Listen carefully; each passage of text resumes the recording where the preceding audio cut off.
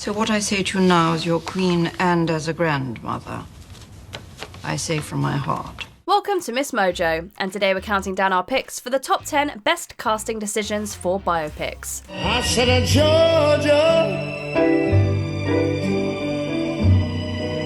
Georgia. For this list, we'll be looking at actors who were the absolute perfect choice to play the on-screen versions of real-life people. Did our picks have you seeing double? Let us know which performance is your favourite in the comments below. Number 10. Philip Seymour Hoffman as Truman Capote. Capote. The erudite Southern author of In Cold Blood and Breakfast at Tiffany's was known for his flamboyant personality and his wild and sometimes dubious anecdotes. How do I look so young? Quite simple. A complete vegetable diet, 12 hours sleep a night, and lots of makeup. In the 2005 biopic directed by Bennett Miller, Philip Seymour Hoffman embodies the author through the vocal tics and mannerisms that made him such a luminous character.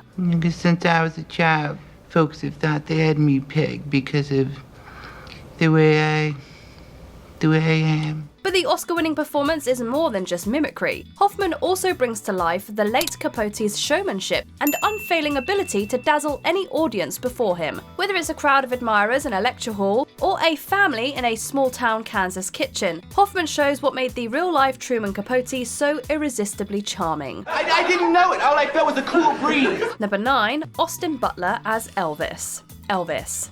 I'm gonna show you what the real Elvis is like tonight! Up until 2022, Austin Butler was mostly known for his appearances in teen and young adult television shows, with some sparse movie and theatre work in between. But with his portrayal of Elvis Presley in Baz Luhrmann's frenetic biopic, the young actor came almost fully made. Butler embodies the king of rock and roll, nailing his distinctive vocal delivery and enchanting stage presence.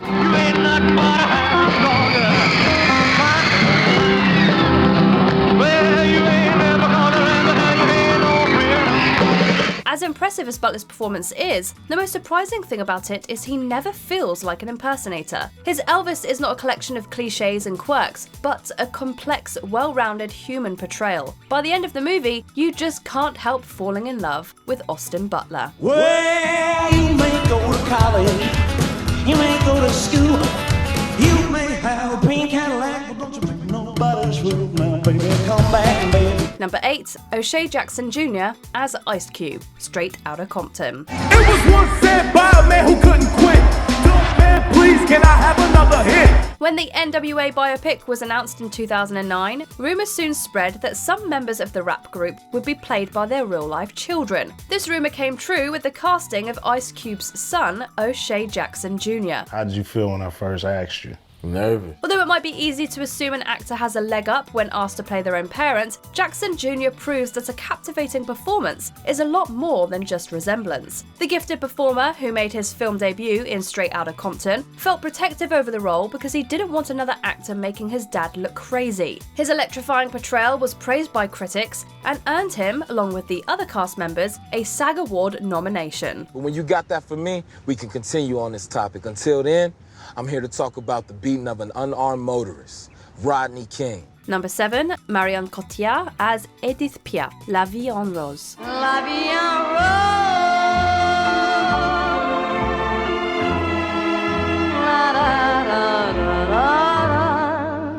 The legendary French chanteuse Edith Piaf was known for her small stature and big voice. That's why she was often called La Mère Piaf, or the Little Sparrow. Quand il me prend dans ses bras, qu'il me parle tout bas, je vois la vie en rose. Oscar winner Marion Cotillard underwent an extensive makeup transformation and several months of shooting to fully embody Piaf. She later admitted this experience made it difficult for her to leave the character behind, which is not hard to believe considering how she totally disappears into the role. Ah non, je peux pas faire ça? Bah ça me sert à quoi d'être Edith Piaf alors? From the singer's teenage years to her early death at the age of 47, the actress is tasked with playing a woman whose suffering slowly catches up with her. And just like the real Piaf, Cotillard's performance stays at a 10 throughout the entire film. Non, rien de rien. Non, je ne regrette rien. Number 6. Kate Blanchett as Bob Dylan, I'm Not There. Todd Haynes' I'm Not There is far from the standard biopic. You know, we all have our own definitions of all those words. You know, care and people. In order to capture the many eras and personalities of the elusive Bob Dylan, Haynes took an unconventional approach. He cast 6 different actors to play the iconic singer-songwriter at various stages of his life. Portraying Dylan of the mid-60s, when he infamously played an electric guitar at the Newport Folk Festival, Cate Blanchett offers an image of the singer at his angriest and most embattled. Well, I try my best to be just like I am, but everybody wants you to be just like them. They say sing while you slave, I just get bored. She somehow manages to accurately capture his disillusionment and vulnerability in the same breath. It's a baffling casting choice that works not just because Blanchett is a woman playing a male character, but because she's so good, she makes you forget that completely. Fantastic imagination. It gets very lonesome. Number 5, Sissy Spacek as Loretta Lynn, coal miner's daughter. Not every biopic actor is lucky enough to be chosen by the film's subject, but for 1980's Coal Miner's Daughter, Sissy Spacek was handpicked by Loretta Lynn herself. We were poor, but we had love. That's the one thing that Daddy made sure of. The country superstar was so gung-ho that she prematurely announced Spacek's casting before she had even accepted the part. Even if the performer wasn't sure she could do the role justice, the eventual movie certainly proves that she had nothing to worry about. Dear, have I told you lately that I love you? Well, darling, I'm telling you now. Her spunk and energy in the film are contagious, a fact that critics, award bodies and the public were all on board with. Not only that, but after some first-hand coaching by Lynn, Spacek took on the daunting task of doing her own singing in the movie, and absolutely crushed it. Well, I was born a coal miner's daughter in a cabin. Number 4, Joaquin Phoenix as Johnny Cash, Walk the Line.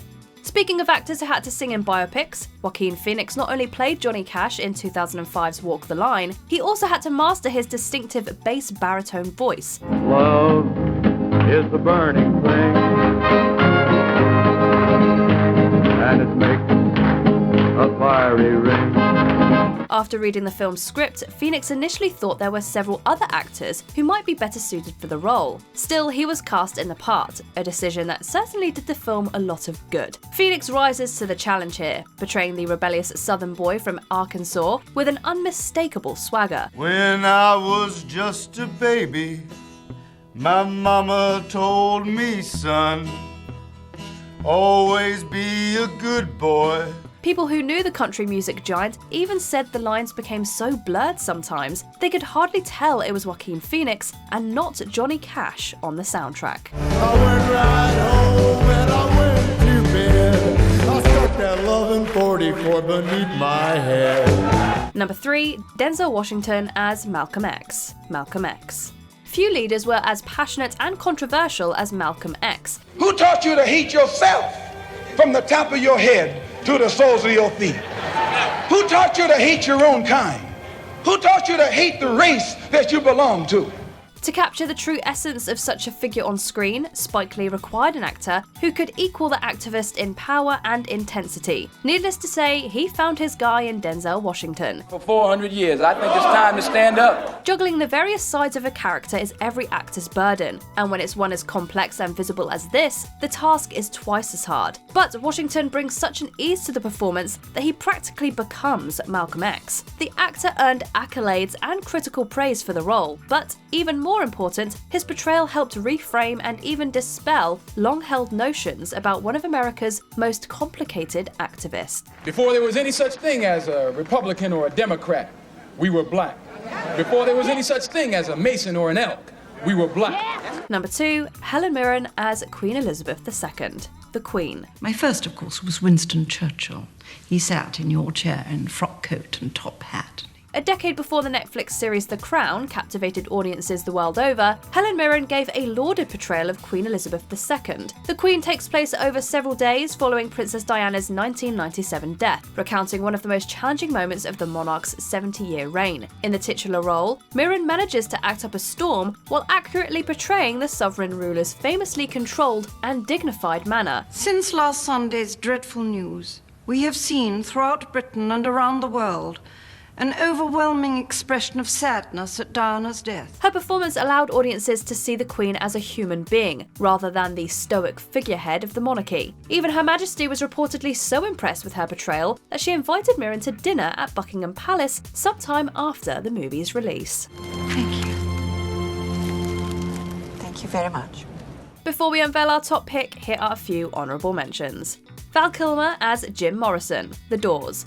Kilmer is explosive as frontman Jim Morrison in this Oliver Stone biopic. Successful hills are here to stay.